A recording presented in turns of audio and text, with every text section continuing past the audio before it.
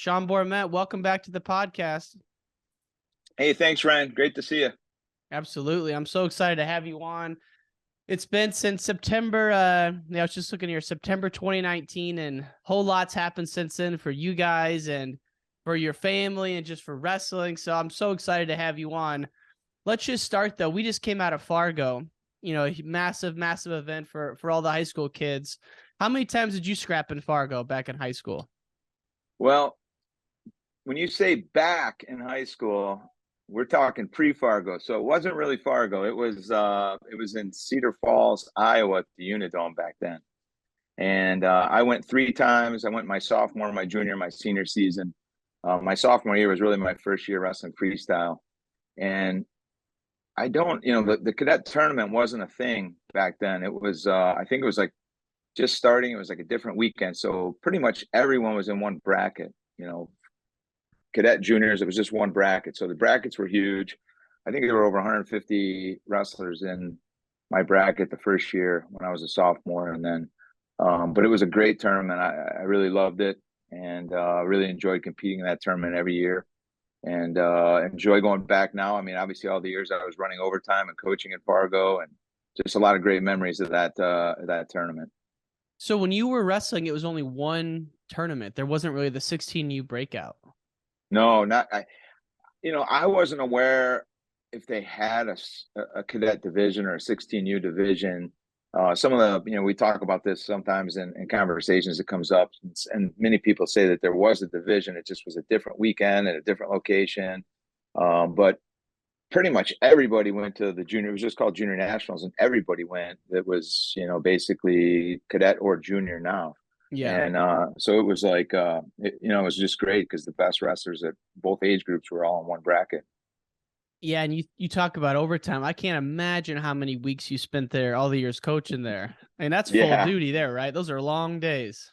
Yeah, long days and a lot of matches, and just but it was great to be a part of it. I mean, we had built up such a strong freestyle and Greco program in the state of Illinois back then, and so many wrestlers competing, and we had just such great coaches, and and just what it takes operationally to stay organized. And I remember walking around, and Jim Considine would, he'd bring all the really good Motorola walkie-talkies. This is like before track wrestling would really send out those notifications of where wrestlers were at on mats. And, we were running around, with these walkie-talkies, letting everybody know where the next match is up and trying to stay on top of all the athletes we're in charge of. But just a lot of special athletes, a lot of special coaches, and definitely some great memories.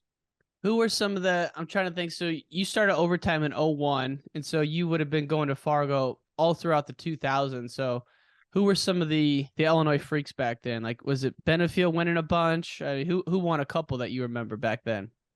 Yeah, I mean, Tannenbaum really started, kick it off winning, a lot of titles, freestyle and Greco, and then Benefield, he won a lot. I mean, we had some exceptional, wrestlers, and that was, with the Dardanes and John Morrison and Conrad Poles and Andrew Howe. And I mean, it was just, just a tremendous group back then. And, so many good kids, so many All-Americans, so many national champs.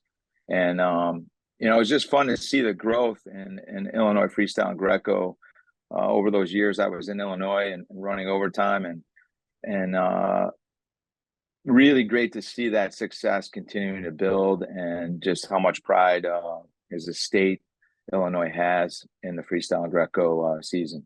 Yeah, even though we didn't win Fargo and freestyle this year, hats off to PA. The junior duels, good showing, and I did see Illinois had a lot of good guys did not go to Fargo for one reason or another, but yeah, no, it's just Fargo week comes to mind, and yeah, I've read about you going out there and obviously coaching, and so I was just I'm sure it brings up a lot of memories that week, and I doubt you got to go this year given the Poland trip, but yeah, definitely a big week for wrestling, and it's crazy.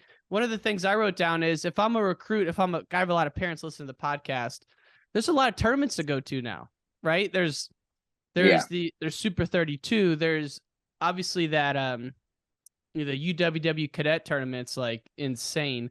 So when you're a coach looking at all this, is there one you look at? If we're talking strictly wrestling performance, not the character stuff, how do you navigate that as a parent? Yeah, I think as a parent, I mean, obviously there are so many events, and you just, you can't do all of them. I think, and the kids, we obviously love to recruit kids that just really love to compete and compete at a high level. But you really, it's difficult to compete and train and develop and do everything. There's just so much out there right now. So I think it's a matter of preference. Some of it's geographical location. I think obviously we have a lot of kids now, with 16U and 20U world championships, kids, really targeting to make those teams and start competing on the world stage. And that I think takes, the top priority for some of those kids when they make those teams. And some of those kids, based on when that tournament is, may forego their opportunity to go wrestle in Fargo, and it makes sense. I think Fargo is just it's a great tournament in terms of, really seeing a lot of kids from different states measure, from a competitive standpoint, measure themselves and test themselves. But there's so many great tournaments and great events. It's hard. So I don't think we're really attached to one or another. We try to evaluate a lot of the best tournaments, and, then obviously we're watching kids, folk style events. And even in Fargo, it's a tournament where you gotta really pay attention and watch how kids are scoring, how kids are winning.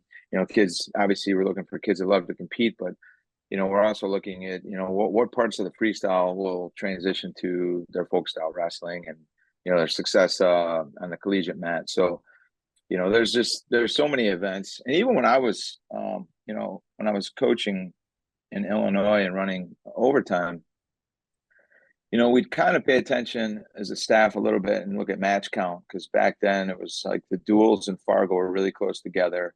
And obviously we had a really competitive state, and we had a lot of the top kids that were, really trying to be recruited to wrestle freestyle and Greco on the dual team, sometimes cadet and junior, and then wrestle in Fargo freestyle and Greco.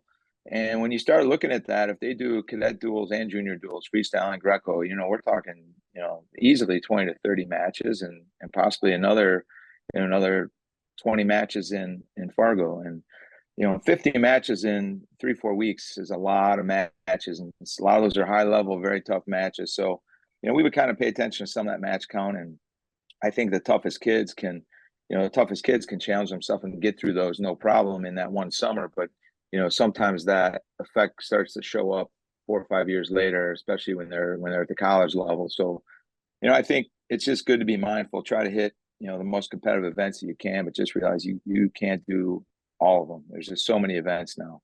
So you were looking at match counts even back in the early 2000s. Yeah. Wow. And it's only grown exponentially since then, the amount of times these kids can wrestle. Yeah.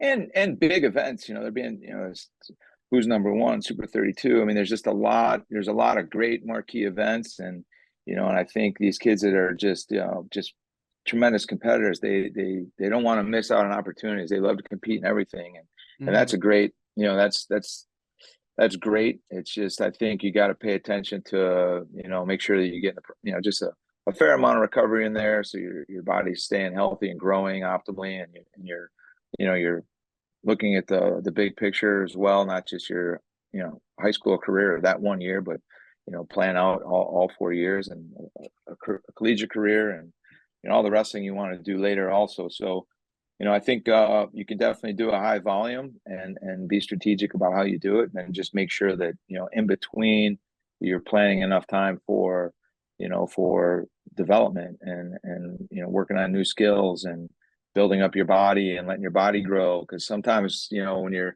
looking at a whole calendar year and you're looking at all those marquee events, and if you're trying to stay at the same weight while you're also growing, it can be a little bit of a challenge. So there's a lot to look at and a lot to balance, especially when you're talking about the top performers. Yeah, that growth spurt thing is big. I mean, the one year I went to Fargo, I did 103, then I went down to 98 for that summer. But that summer I had a growth spurt, and like 4th of July, I was weighing like 116. I just went home to my mom and started crying. I'm like, I'm never gonna make it, and I made it. But it's like that happens all the time, and like you think about those kids at the UWW cadet tournament in Vegas. Yeah. That Worlds isn't until what, like July, August? Like to hold that Yeah. weight. And that tournament's so tough that those kids do have to cut quite a bit. And it's like that tournament might, it's not bigger than Fargo, but man, they're doing it in like 2 days. I feel like Fargo is like over a week. So that tournament Yeah. is just exploded. Yeah. Yeah. No, it's great. And you do have to look at that. If you have to cut a ton of weight to get down to that qualifying tournament in April, end of April, and then you hit a growth spurt again in May, June, July, getting down to that weight in early August is going to be a significant challenge. So they're just, there's a lot you have to kind of monitor and manage. But, at the end of the day, obviously all of us college coaches love kids that just love to compete and test themselves and don't shy away from competition. But, Yeah. it's definitely clear that, with so many marquee events we have nowadays, you just can't do them all, and you got to pick the ones that are most important to you that year. What's so unique is that, if we're the number 1 or 2 country in the world, Russia is definitely number 1, whether they're competing or not. They do the exact opposite approach. Like it would be so rare for an elite 16-year-old in Russia to have 50 matches in 3 weeks. Like that would be unheard of, don't you think? Yeah, for sure. But they're not really, it's just a different system because they're not preparing and developing with a focus on a college career, and Mhm.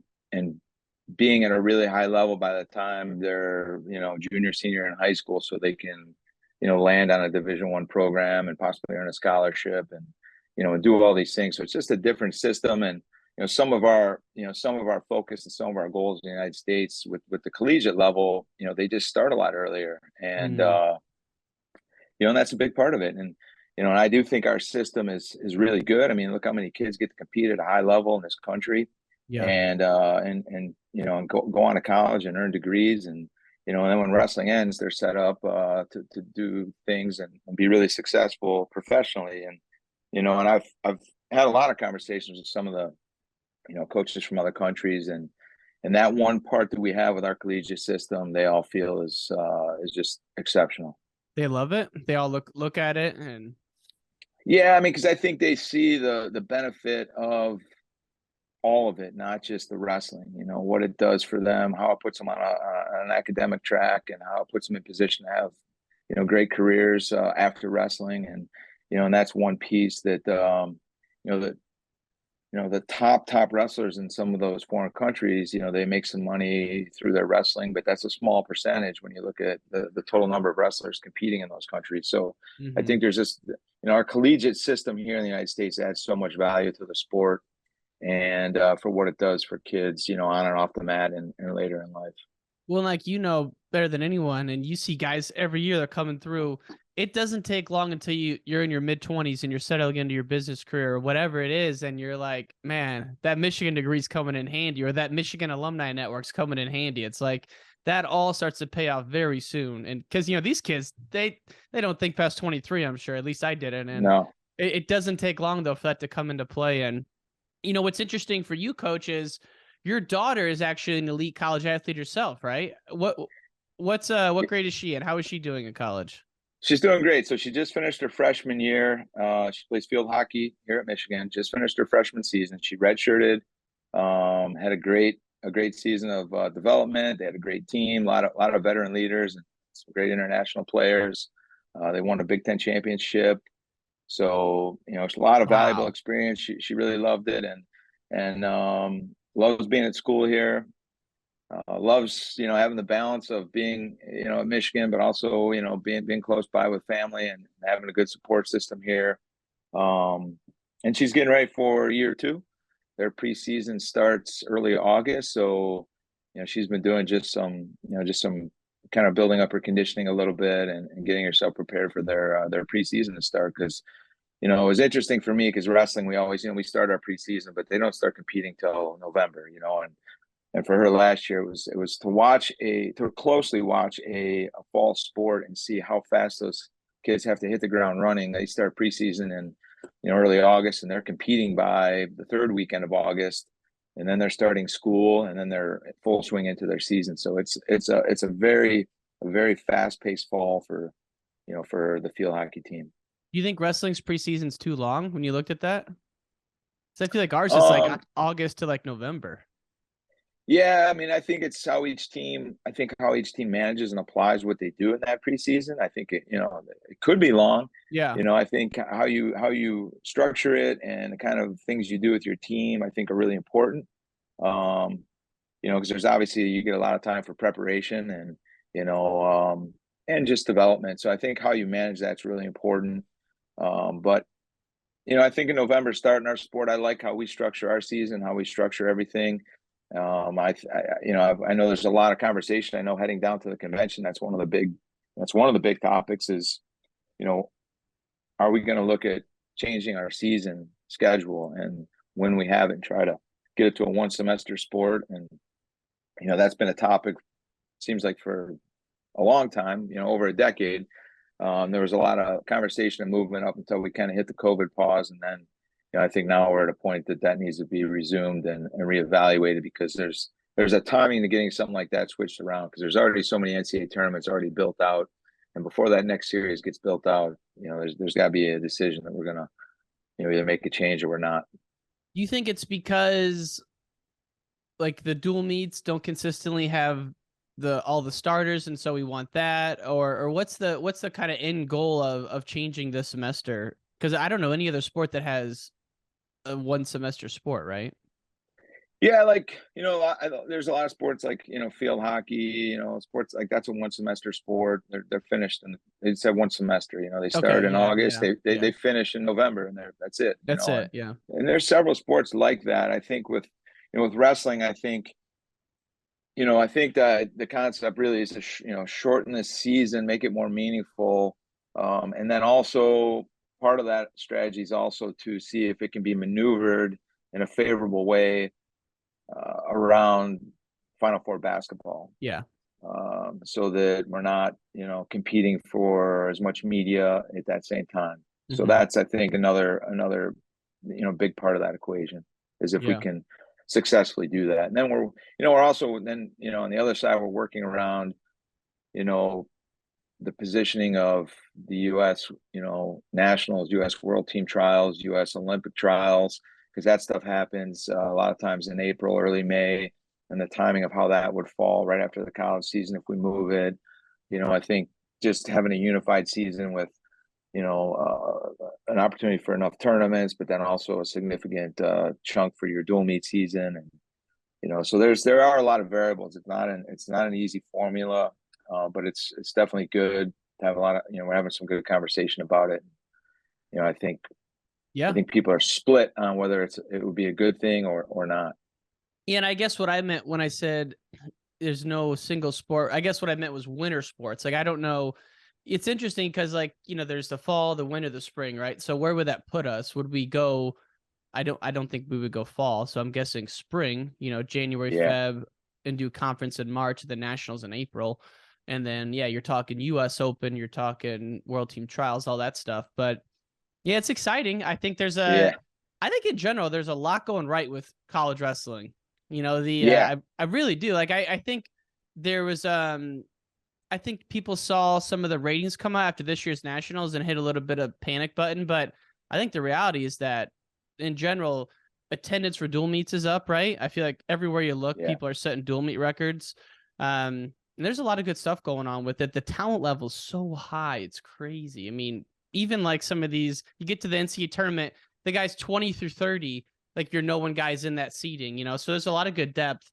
I'm a little apprehensive on the takedown rule. I feel like I heard someone say this and it's like, well, at this point, it's like when a president from another party gets in, you got to back them. So like now I'm back in the 3-point takedown.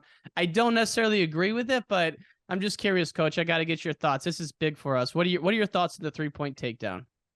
Yeah. So my initial, obviously, whatever the rules are, we're going to get excited about them. We're going to start working to, find strategies and ways to win and capitalize on the rules. But my initial feeling was I didn't think it was great. I really didn't think the 3-point takedown is great. And I heard a lot of the reasoning behind it and the thought process. And, and I don't know if I am in agreement with it, only from a standpoint, like, one of the big things was they wanted, and the intention of trying to create, more exciting wrestling or more scoring, that's a great intention. I totally agree with that. And we should always be, focusing on how to enhance our sport that way. I just don't know if the 3-point takedown necessarily is going to do that, because, there's a lot of ways that 3-point takedown can be managed, from a standpoint of, one, wrestlers, a significant chunk of wrestlers, when they're competing, they're constantly also measuring risk, and that risk to go get that 3-point takedown could also mean you give up a 3-point takedown, depending on the score of a match. I don't know if that's the way they're going to be thinking. I think the other thing that's, I think, significant is when you think about exciting matches, more scoring isn't always the most exciting part of wrestling. Competitive matches are the most exciting part. Now, competitive high-scoring matches are the best. Yeah. But just because there's a lot of scoring doesn't mean it's necessarily more exciting. A lot of the argument was that, the 2-to-1 exchange ratio sometimes, allowed somebody to give up, 3 takedowns, get their escapes, come back, get a takedown, and now you're in a 1-point match or a tied match, when, that effort to get those 3 takedowns was, not as high or is higher than what the escape value should be. And I totally get that, but there's also an excitement about watching a match like that unfold, where you see that guy coming back and you see that score, and you can see the psychological impacts of that scoring and the match tightening up, and, and the opportunity for a guy to come back and win that match. And, that match might be 9-3. Mm-hmm. And psychologically, we'll see how that plays out, in terms of competitiveness. But, I think, overall, sometimes you gotta evaluate what you're really trying to accomplish, and are these rule changes really going to accomplish that? And I do think obviously there's going to be some new stuff this first season that'll be really exciting. But, you think about a 7-point takedown, like, obviously, yeah, scores would be up. Yeah. I mean, and a lot of the back points come off transition. When you talk about really competitive guys, high level wrestlers, more evenly matched guys, a lot of the back points come off transitions from takedowns. And so, there's going to be a lot of teams, I think, working on transitions. 7-point takedown, you're in good shape, and, you got 6-point reversals, and, Yeah. so there's a lot. I think there were some other changes that were key.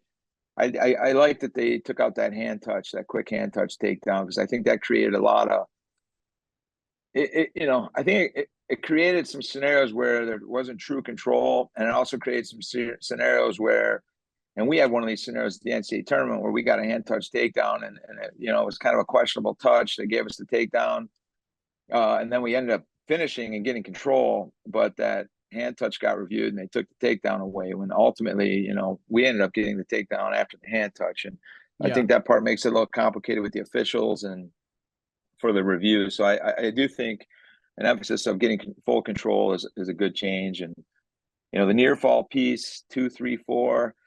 I'm whatever on that one. Yeah, I think it's I just think it, I hope we don't get in a scenario where, everyone's challenging how fast the guy was down counting, because it's going to create a lot of quick decisions and that counts, where, that point's going to make a difference, or could make a difference in some tight situations. And we got the ankle, the emphasis on the ankle grasp, and, the emphasis on really working towards near fall. There's some language in there about, a significant emphasis on, the top wrestler working for near fall, which will be interesting to see how that's really applied, from an officiating standpoint. I'm not really sure, and some of that will be talked about this weekend at the convention. So I'm kind of excited about that rules meeting, and just kind of talk with the other coaches, hear from some of these, the officials, and how some of this stuff's going to really be interpreted. Because I think ultimately,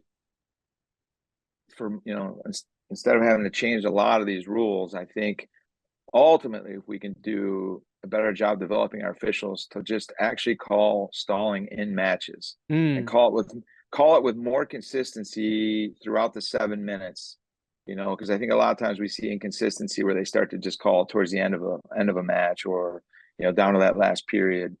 More consistent application of just true stalling in matches would take care of a lot of these things. And it's funny because I talk with, some of the officials, and obviously, we got some great officials that, also are really invested in seeing the sport of wrestling continue to, excel and continue to improve. And I have conversations with them about some of these things, like, well, like in these matches, like why aren't there more stalling? Why aren't you just calling true stalling? It doesn't have to be just out of bounds, or when they're grabbing the ankle for 5 seconds. Like, we can still just call stalling at any point during a match in the middle of the circle. And, and their answer sometimes is, we don't want to get involved in the match. And I said, well, I understand that, but when you don't call stalling, you're also getting involved in the match. Like, you're involved in the match on both sides of that. So, it's going to be an interesting year for sure. A lot of big changes, and the 3-point takedown, I think, still a question mark. It's cosmetic. It's not like I get down to this. It's like there's a difference between more scoring sequences versus a bigger end score, right? We all want to see more attempts, more takedowns. I think this may actually de-incentivize action because you're sitting on a bigger lead now. So I don't know. We'll see. But you hit on one that's really important, is somehow, unbeknownst to me, or I think to many wrestling fans, up until this year, the top man did not have to be working for a pin, which to me is insanity. I can't believe that was the rule, but it was the rule, right? So that's why we saw, I think in general, most fans would just say the boring part of college wrestling is riding with no turn. Can we get less of that and more on the feet action? That's just the general vibe, right? Everyone hates watching a 2-minute ride out. At least I do. So the new rule on, now you have to work for a pin. Hopefully that just encourages the refs to call more top stalling. We can be done with that. Do you think, though, we should have added a push-out point, or is that getting too freestyle? I personally, I think there's some valid points about the push-out point. I personally don't think it would be great for college wrestling. As much as I love freestyle, I don't think it would be great for college wrestling. I think there's still a lot of exciting action on the edge of the mat. I think, there's a huge incentive for us to work and finish takedowns and get scores in college wrestling. And some of that starts to go away with the push out. What would the grounding look like? Yeah, exactly. I mean, there's some, or even like, if I take you down, you get to your feet and we're towards the edge of the mat and you turn around and escape and I just push you out. I mean, it's, right. There's some weird little scenarios with the mat wrestling that would come into play that I just think would be hard to manage. And I think it could be a little confusing, for fans. I think it works really well in freestyle. I think it's gotten a lot better too. I think it took, several years to get to the point where it's at now. Because I think early on, when that rule first changed, I know even when we were training, I mean, there was a lot of, if you couldn't finish your takedown fairly quickly, it was just push the guy out and then get back and keep wrestling. So I don't necessarily think that would be great for folks now. Okay. Yeah, I've yet to ask a college coach that and then advocate that, which is totally fair. I think this year with freestyle rules, the way they're calling the caution at 1, it's really leaving a sour taste in my mouth, and it's really putting a lot of muck to the whole push out. And it sucks because some of the times they call it, it's clearly the guy's not trying to evade, he's just defending, so that's something where we've tinkered too much. I feel like I hate that new rule. Yeah, I agree. And because it puts a powerful point in the ref's hands and in the ref's mind, and and it can change the outcome of a match pretty quickly, especially towards the end. Yeah. Where in freestyle, especially where you see that, a tight match where a guy's hand fighting hard and the other guy's trying to score, and you got 10, 15 seconds. You're trying to just control a guy and shut him down, and stay in that center. But, these things happen, and it can definitely change the outcome of a match. And, and those are some of the reasons, I get asked a lot about, shouldn't we just move college wrestling to freestyle? And I definitely don't agree with that philosophy, because if you look back historically at some of the rules we went through, over a couple different Olympic cycles with the ball grab and all these, I mean, can you imagine college wrestling turning into those rules? Like, the thing I like the most about collegiate wrestling is, and why I think we're having so much success, is we've had great rules, we've had consistent rules, and we control our rules. And, and some of these things that, UWW's done with those rules, several Olympic quads ago, those were just really bad wrestling rules. And it really affected the fan base in freestyle quite a bit in the 2000s and after 2008. And, I think it's getting better. I think we're some of the best rules that we've had in a long time for freestyle, with the exception of that new push out point. Yeah. But they're definitely as good as they've been in a long time. Yeah. The good thing with that rule, though, is it seems like it's being miscalled more in the US. And I say that's the good thing because I can just see, like, late in the world championships, there's going to be some call, with this caution one. I hope not, but I had Miles on. By the way, Miles Amin, just salt of the earth. One of the best. I love that guy. I love the whole family. But he said that he sees that call miscalled more in the U.S. than abroad. And you're overseas all the time. You guys just got back from Poland. Is that true? Yeah. Are you seeing it more in the U.S.? These refs are calling that, or not as much? Bit. I think early, like one of the things when some of these rule changes happen, they always seem to happen right before our nationals or our trials. I don't know if that's by design, but it seems like, like some of these UWW changes or these new points of emphasis get thrown out like literally right at that time, like end of April or in May.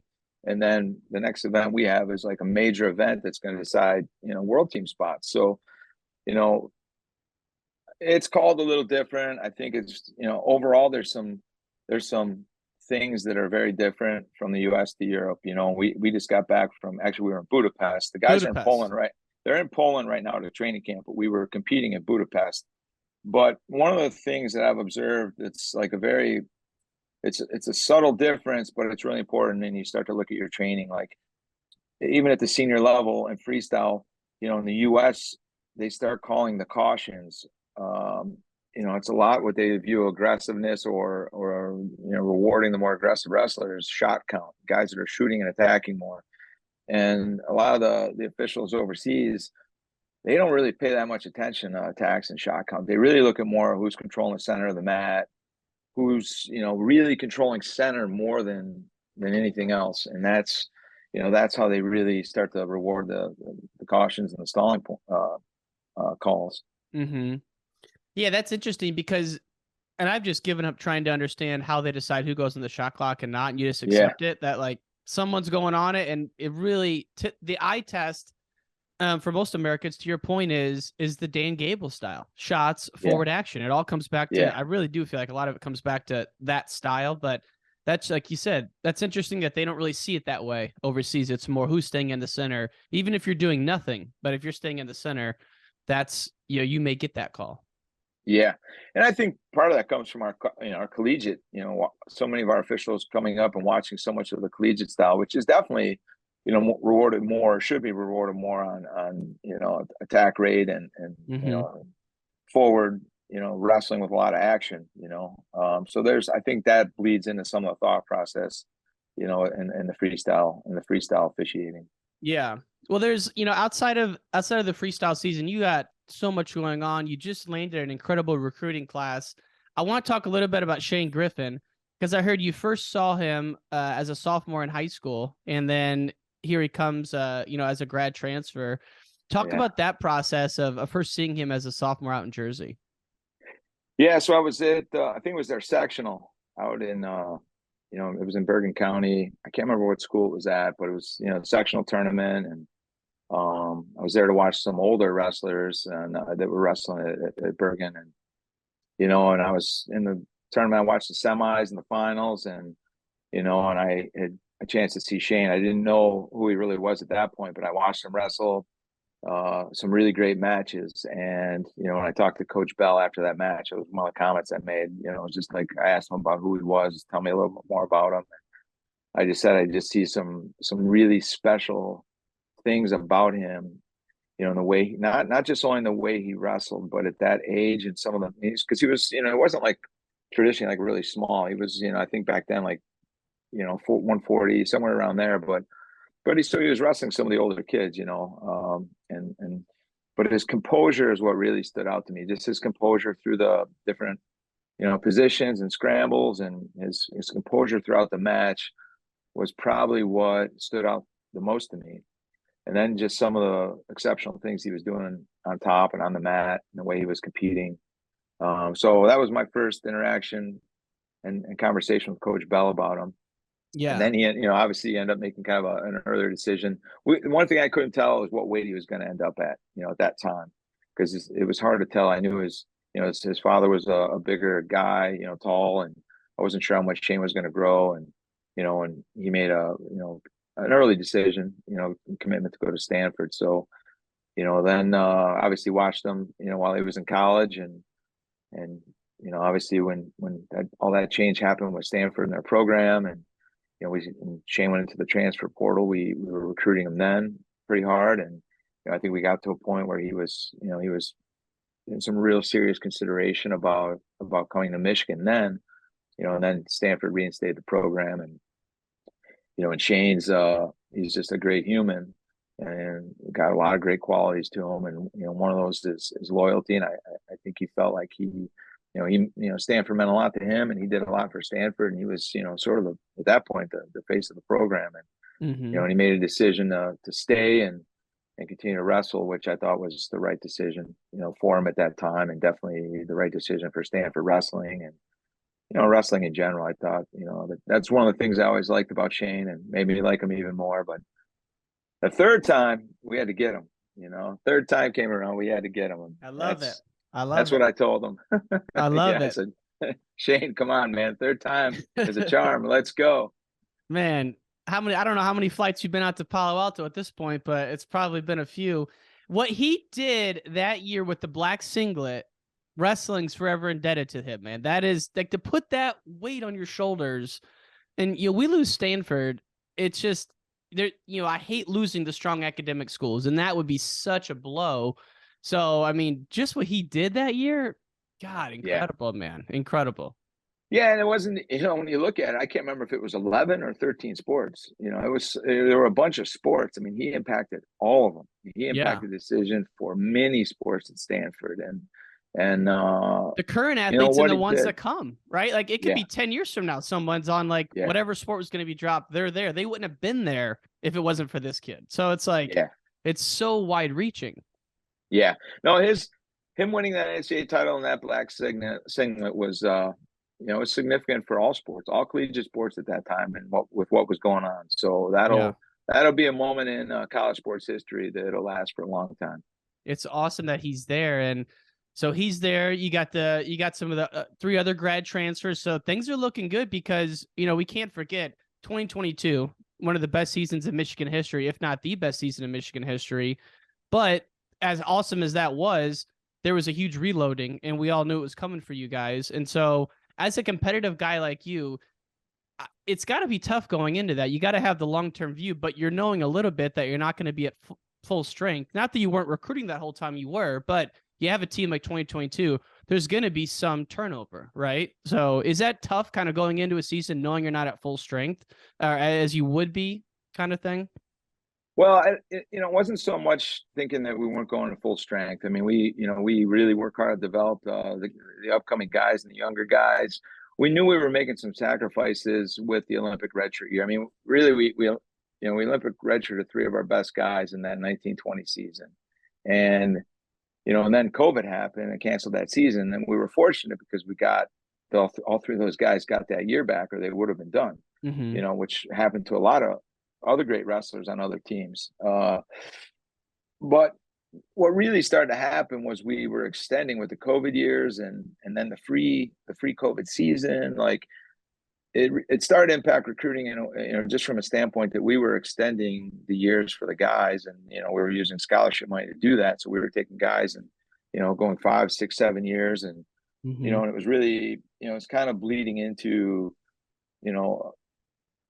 a scenario where we just didn't have the kind of money to recruit like we normally would, extending a lot of those years and eligibility. So, I knew there was going to be some rebuilding there, and just kind of, shuffling our recruiting efforts and reallocating money. So that was part of the process. But I thought, honestly, that following season last year, I mean, I was super proud of our team and our guys and the effort they put on the mat. And I think a lot of teams thought that we were really going to have a down year. And, the guys compete the way they did, come back, 6th at the NCAA tournament.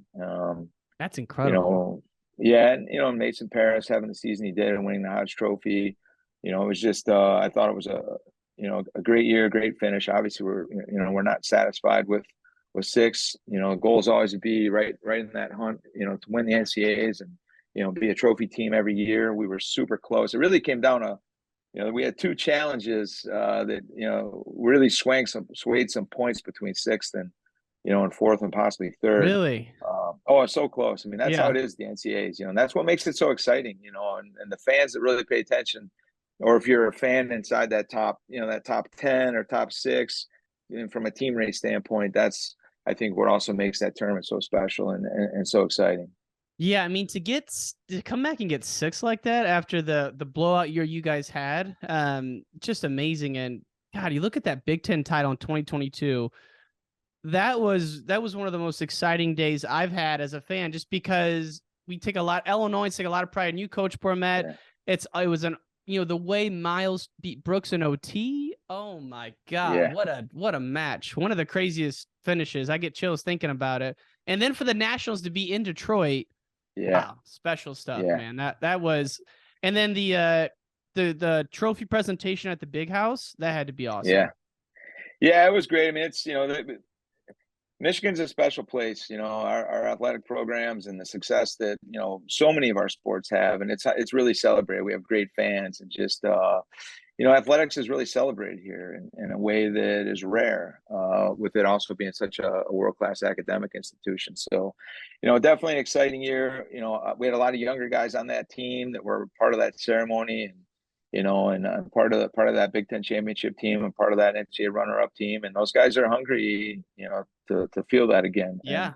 And, I see that with this team we have coming in this year and the potential that we have, and, and also the investment into this freshman class coming in. We have a really special freshman class coming in. I know it was, I think, 2nd in the overall recruiting rankings. And, so we have 8 freshmen coming in, and, Wow. a lot of the things we've been doing, it's also an investment in their development this first year that they're going to be here. And I know that, these, the guys we have returning, plus these, already very accomplished, 4 grad transfers, will also have an impact on this freshman class.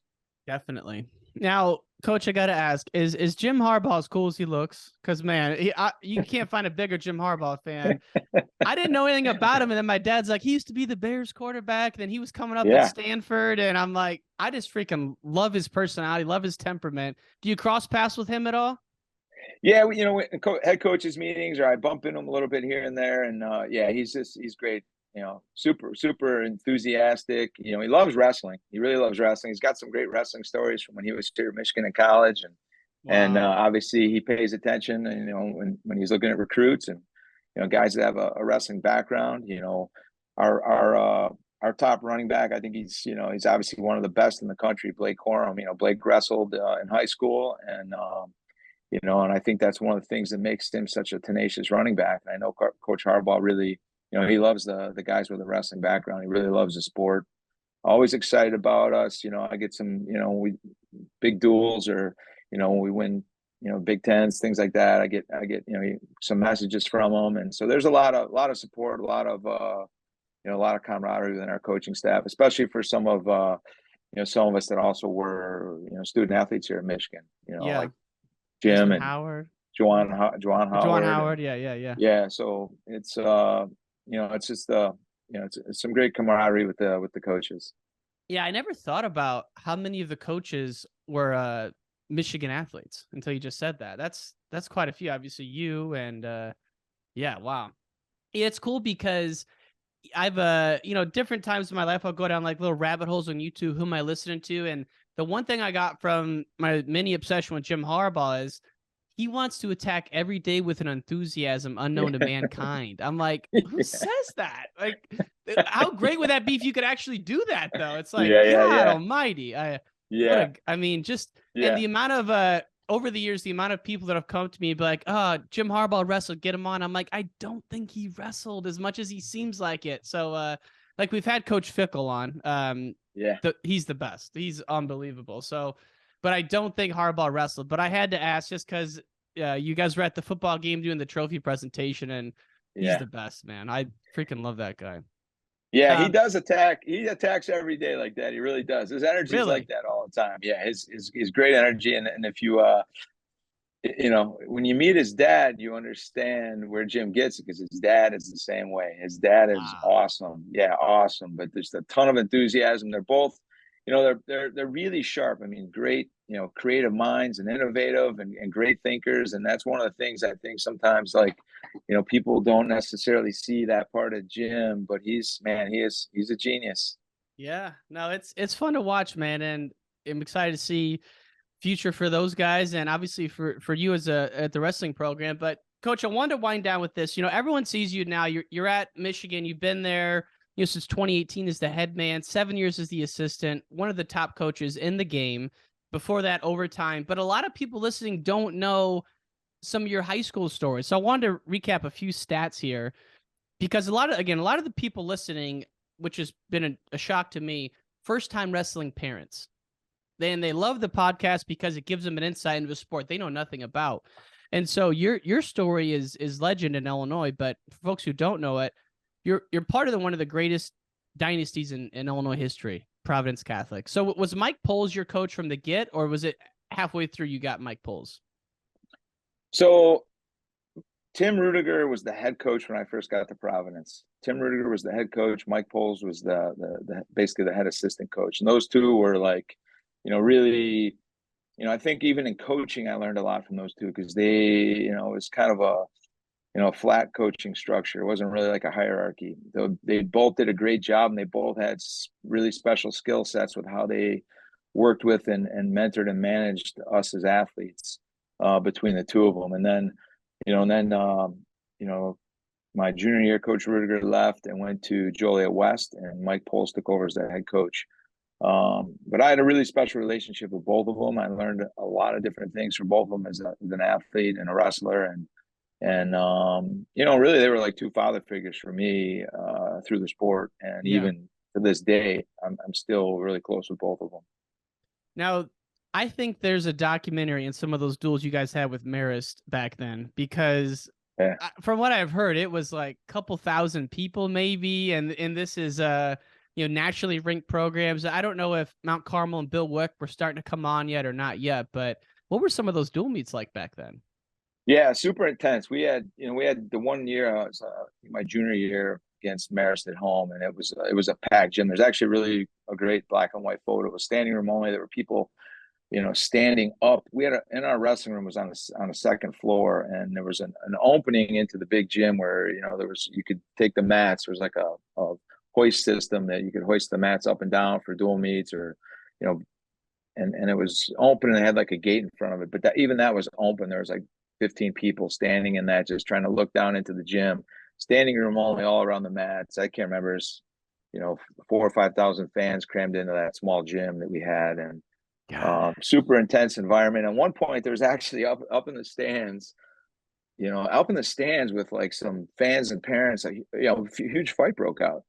And they literally had to clear the benches and put the teams in the separate locker rooms. And we kind of got locked in these locker rooms for like 10, 15 minutes until all the pandemonium was settled down, and, the police were there. I mean, it was just kind of wild, and nothing like no major injuries or anything like that, but it like turned into, kind of a big fight in the stands, and super close, super competitive dual meets, one of those where every point counted, pins counted, tech falls counted. So, and we had that, my junior and my senior year with those guys and Mount Carmel. Mount Carmel was really coming up, and we had some great dual meets at Mount Carmel. I remember, I think it was my senior year at Mount Carmel. We won by a point. It was like 31-30, but it was at their gym, in the old wrestling gymnasium, and it was packed, just like even their student body was standing all around that track that like overlooks the mats. And, as we were walking into the gym, they were, it was definitely a raucous crowd. It was wild, but just a lot of fun, I mean, wrestling in the south suburbs of Chicago, back in those days, it was about as tough and as competitive as it gets. And some great memories. Yeah, and a lot of it is because I'm sure you guys all grew up wrestling each other in the youth circuit, right? And so by the time you get to high school, everyone knows everyone, loyalties are established. And so I guess I've never asked you this. Were you having a lot of success as a kid? Because I looked at your high school records and basically only lost at the state tournament up until the times you won it. So were you really coming on as an 8th grader and 7th grader as well? Yeah, I had a really, I had a great, great experience. IKWF, super competitive back then, obviously. And, it was similar to like what junior nationals was like when I was, I think I started my first IKWF tournament was like 4th or 5th grade. That was the first time. I think that was like the youngest you could be and compete in the IKWF state tournament, but it was one age group, one division, one division. And yeah, so like you'd be 4th or 5th grade wrestling the 8th graders. I mean, it was just we didn't even think any other way. If the guy was your weight, you were wrestling him. Age didn't really matter. Never, it was never part of your thought process.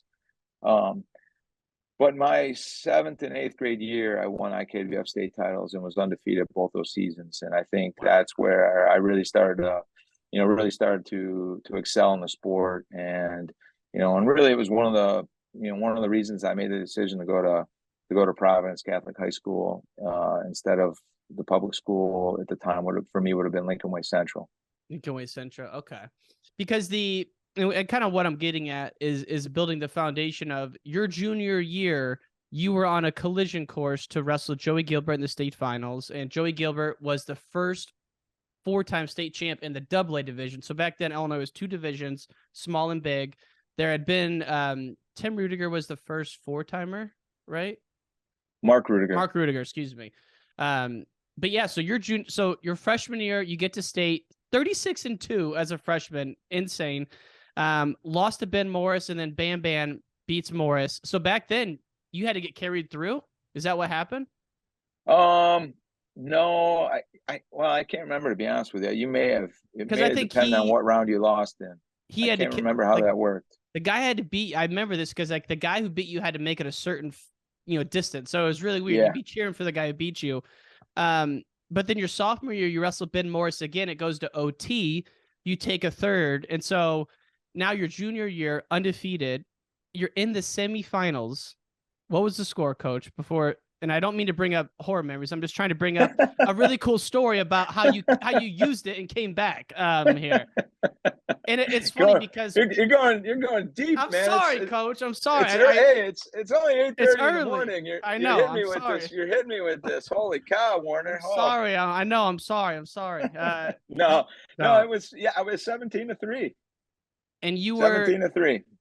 And the semi across the board, we're setting up the best state finals potentially ever. And you get caught in a headlock and pinned in the state semifinals. And if I know Assembly Hall, just like when Tannenbaum got pinned, they were cheering.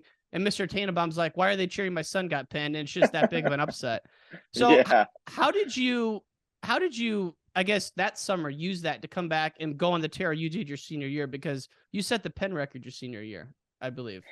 Yeah. So it's also interesting is like even my sophomore year, I wrestled Ben Morris, and I can't remember if it was the quarters or the semis, but that match, not only did it go into overtime, we wrestled through the whole overtime. I can't remember. I think it was like a 2-minute period or a 2-minute period, and then another 1-minute period, but we wrestled through all of it, and it was still tied.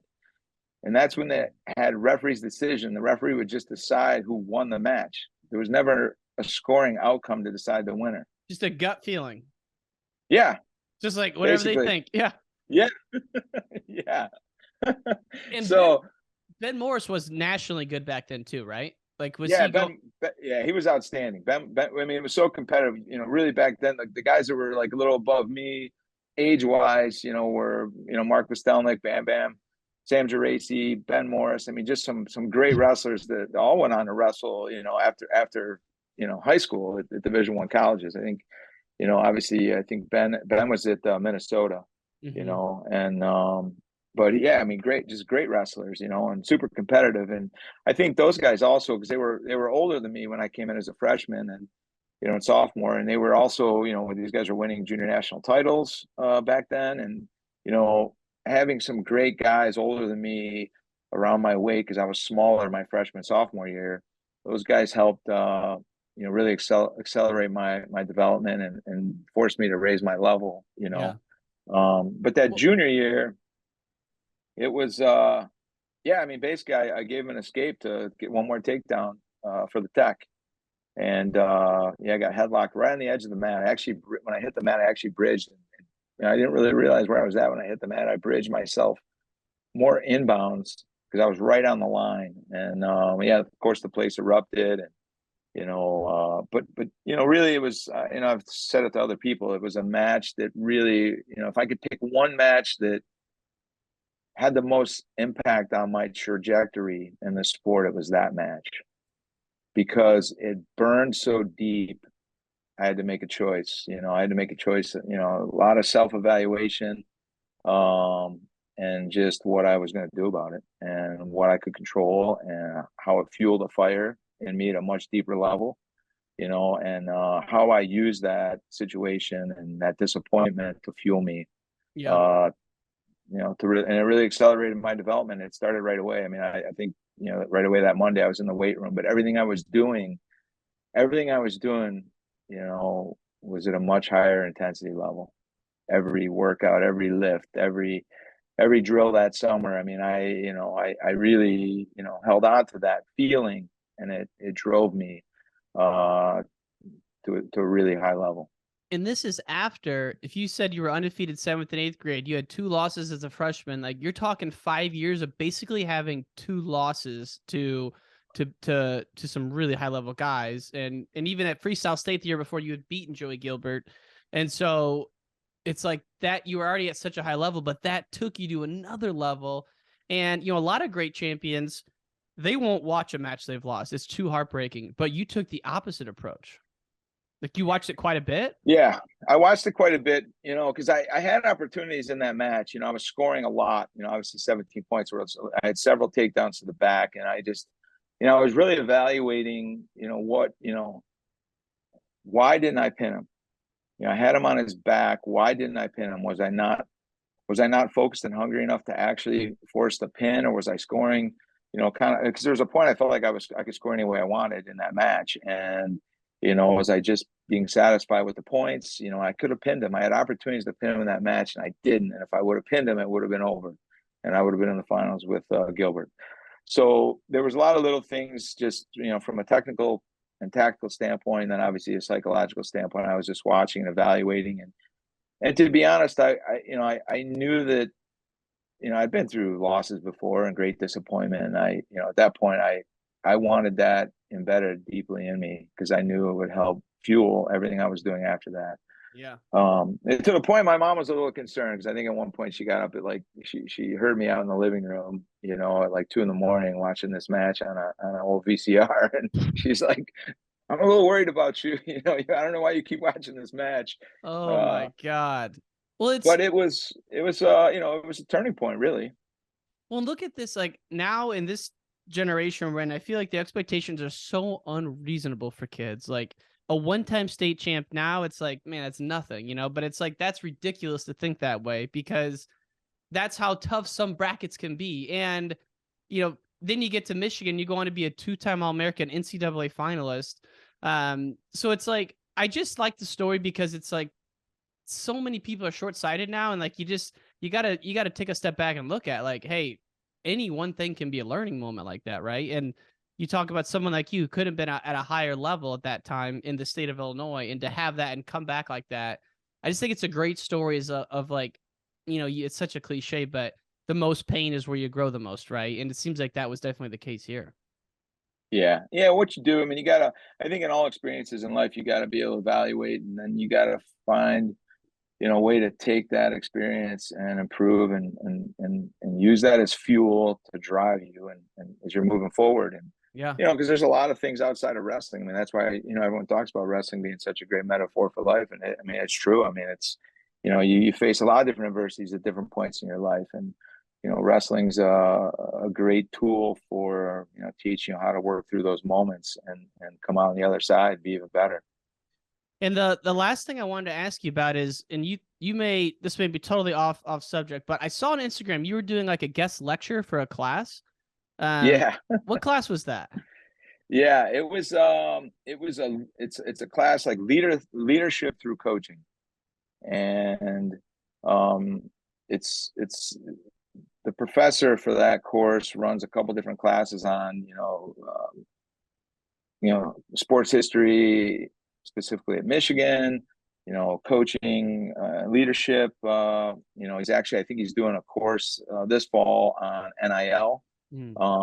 But I've gotten to know him over the years, and he asked if I would come in. He's had some different coaches there. He tries to get a series of different coaches and to talk about, just leadership and how that, with the coaching side of leadership is also applied and so applicable to business.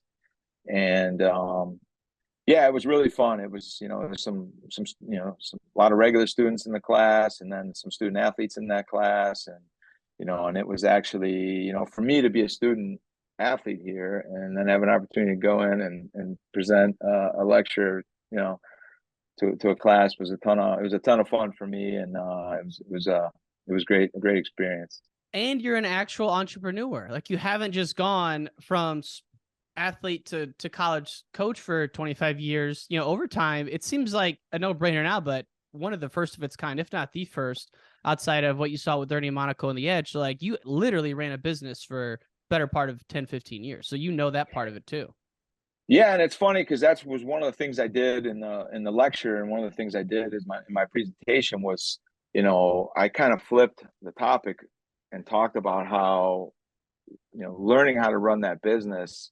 I coached, and then I learned how to run a business, and I took a lot of those same principles and now apply it to my job currently at the University of Michigan as a head coach. So I also flipped that script, and I also talked about just the monumental changes in Division I college athletics and how the different things I learned and how to run a business really apply so much now with, in the 5 years I've been a head coach, I think there's been more change in Division I athletics than there were in the last 100 years. I mean, between the transfer portal and the COVID years and the extra seasons of eligibility and then NIL, there's a lot of things, building your club, fundraising, there's just so many different aspects that I feel my experiences in building overtime and learning how to run, really run a well-organized business that was centered around the sport of wrestling helped me so much today as a head coach in the college landscape we're coaching in now, where there,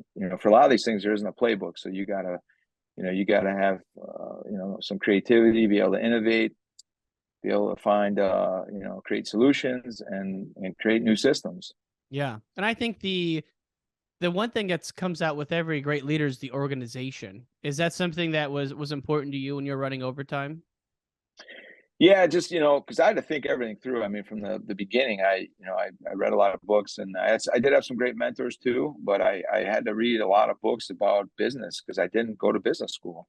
I had to learn, I just, the wrestling piece took care of itself, but I did have to, I had to learn about, structure. I had to learn about marketing. I learned about customer service. I had to make sure that I was constantly improving all those different areas, and then really, as it started to grow, that's when I had to start to figure out how to, there's a whole nother layer then of learning how to manage people and how to organize and create systems. And, even then we opened up the second location at Crystal Lake with Donnie Reynolds, and, learning how to create a system that, we could duplicate what we were doing in Naperville. And, but all that learning for me in business, and there's so much like overlap with competitiveness and leadership, those things I really enjoy and thrive on. So, but it's been great to take so many of those things I learned and use them now as the head coach today at Michigan. Well, it's awesome to see. And man, it's an honor to talk to you and have you on here and get some of your insights on the current state of things, freestyle. Yeah. I mean, you got your hands in so many things I can't even imagine. And it's just fitting that you're heading off to the NCAA coaches convention this weekend. Now, will there be anything actionable coming out of that immediately, or is it more so kind of gathering and talking and planning? It's gathering, talking, and planning. And I know sometimes, coaches, they get a little frustrated. They feel like there's not enough action sometimes that comes out of these meetings, but it's still important. It's one of our responsibilities is continue to lead. We're all head coaches right now, and we got our own responsibility to help lead and make sure that that we're moving college wrestling in a better direction. I think there's been so much change for me. The last 2 years I was actually at competitions. Josh Torella went to the coaches convention. this year I'm back. I'm going to go. Josh is, he's got a full week of home visits with recruiting next week. Him and Coach Jackson and Coach Bulliard. So I'm going to go to the convention. But there's some things, obviously, there's some, meetings on NIL and the new rules. And there's just a lot of new things that, that I'm actually really, I'm really excited about getting in those meetings and just hearing others' opinions and thoughts and sharing my opinions and thoughts. And, and some of us coaches, obviously we all know each other. Some of us are, more connected through, either, guys we coached before or guys we coached with before. So there's a lot of break-off conversations and, and conversations and thoughts that get shared in smaller groups, dinners, things like that. So, but it's like anything else, I'll go there, try to make it as productive as I can for myself and contribute as much as I can. But definitely really, really interested in some of the meetings that are going to take place over these next couple of days. Yeah, it's going to be awesome. And, just I'm thinking myself, like I'm in sales coach. So I'm thinking if this were a tech conference, I'd be there pounding the hallway. So I got to make a trip to this because like all my potential guests are in one spot for a couple days. I should be hustling those hallways. Got to get my work boots on. Yeah. Man, well, it's late summer, which means football starting soon, which means wrestling will be right around the corner. I can't wait for this upcoming season. I see you hooked up with Coach Hahn, South Dakota State, for a new duel. Yeah, so super excited about that one. Love Damian Hahn. He's the best. Do you have the home schedule yet, Coach, or the dual schedule? We have a great schedule. I'm so excited about our schedule. We got a great road trip out east with Columbia and Ryder to kind of kick off our dual meets, and always excited about that because we have such a great alumni presence on the East Coast and especially around New York City. So we always enjoy that duel and those matches out east.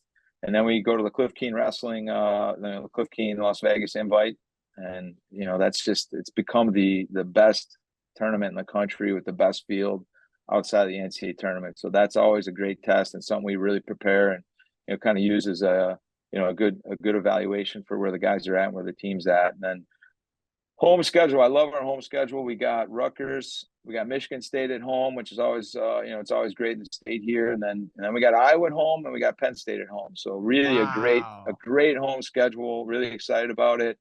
And then we actually, we have a good away schedule too. And obviously, with Ohio State being in the same division, we are at Columbus. So that's as fun to wrestle away as it is at home. So, with our rivalry, school rivalry and stuff, and they always get a great crowd down there too. So that's, for me, it's always as fun to wrestle them in their gym as it is to wrestle them home.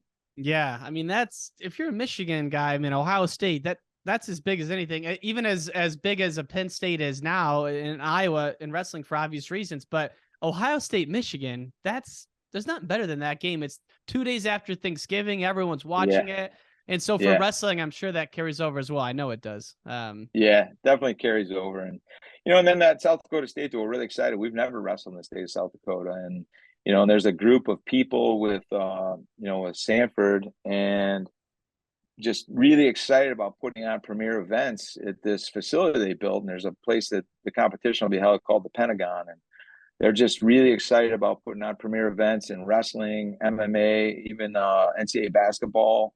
And spent some time in different conversations with that group these last couple months, and just seemed like just an outstanding group of people to work with. And obviously, Damian's doing a great job at South Dakota State.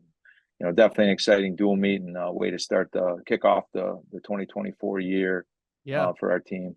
So when you say Stanford, you're talking Stanford Health, that group? Yeah. Yes. I had oh my God, this is killing me. I'm not even gonna give too much away because I'll be embarrassed. I can't think of the guy's name, but MMA fighter in Florida. Stanford has like a massive presence of MMA down in Florida. Massive. Yes. Yeah. And I think he's one of the guys in the group is an agent. He works with a lot of the guys from that region up north and a lot of Minnesota guys. And, and so they've been pulling in and doing some great MMA events at this facility too. And, it's a great group. They have great energy, great intentions, and they're also investing in these events, which, for wrestling is so important, and we continue to grow and create opportunity in our sport. And so it's great to see some people really investing in these kind of events and the teams. I like how you do it too, where you build up to Cliff Keen, then you take a little bit of a break. I mean, not like actual break, you guys are practicing, but you really taper off and then kind of rebuild it like that. You've been doing Yeah. that a while? Yeah, we've been doing that for a while. I think we found just a really good balance and formula for, our peaking throughout the season and some periods where we can, not that we stop training, but we deload a little bit, let these guys physically and mentally, kind of get deloaded a little bit so they can build back up. And obviously everyone's trying to find the formula to peak and be at your absolute best in March. And and that's all part of the strategy and part of the process. Definitely. Well, Coach, wish you nothing but the best. Can't wait to watch you this upcoming season and enjoy your trip to Florida, man. And again, thanks for coming on. It's been a lot of fun. Hey, Ryan, since 2019, it has been so fun to watch everything you've been doing and your hard work and success. You are one of the best. Thanks for Thank you. covering our sport and helping us make it so great. Thank you, man. I really appreciate that, Coach. Really appreciate it. Yeah, we'll see you soon this year, man. I got to get out to one of those duels. It's a shame I haven't been. So I'm going to pick either Iowa or Penn State. We're going to make it happen. We'll make it happen. It'll be great. Awesome, man. Thanks so much, Coach. Take care. Yep. Thanks, Ryan. Bye.